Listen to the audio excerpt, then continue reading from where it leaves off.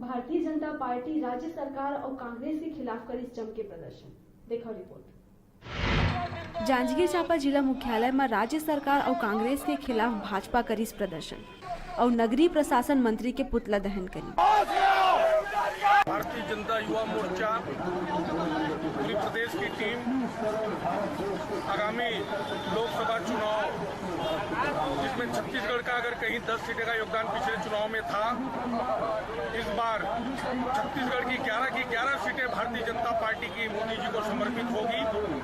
इस चुनौती और संकल्प को लेकर के भारतीय जनता युवा मोर्चा सभी 11 लोकसभा स्तरीय बैठक करके युवा मोर्चा और युवाओं के बीच में यह आह्वान करती है कि वर्तमान में मोदी की आवश्यकता है। देश को शक्तिशाली, समृद्धशाली नव भारत का निर्माण के लिए किसी समय सोने की चिड़िया कहलाने वाला यह देश, विश्व का नेतृत्व करता यह देश।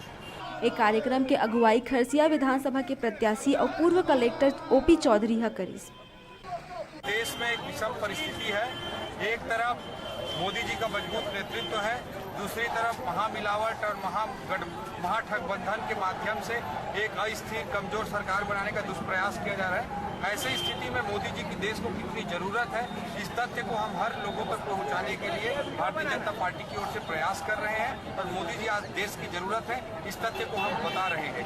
इसके लिए ये नुक्कड़ सभा आयोजित की गई। एदारी लोकसभा चुनाव में छत्तीसगढ़ के 11 सीट में भाजपा के परचम लहराए के घलो करी दावा। विजय लक्ष्य अभियान लेकर युवा मोर्चा पूरे 11 लोकसभा क्षेत्र में लोकसभा स्तरीय बैठक कर रही है। नुक्कड़ सभा के माध्यम से युवाओं को जागृत करने का हम सब प्रयास कर रहे हैं और कांग्रेस की जो वादा खिलाफी है उसको हम जनता के बीच लेकर जा रहे हैं। भरपूर जन समर्थन हम सबको देखने को मिल रहा है।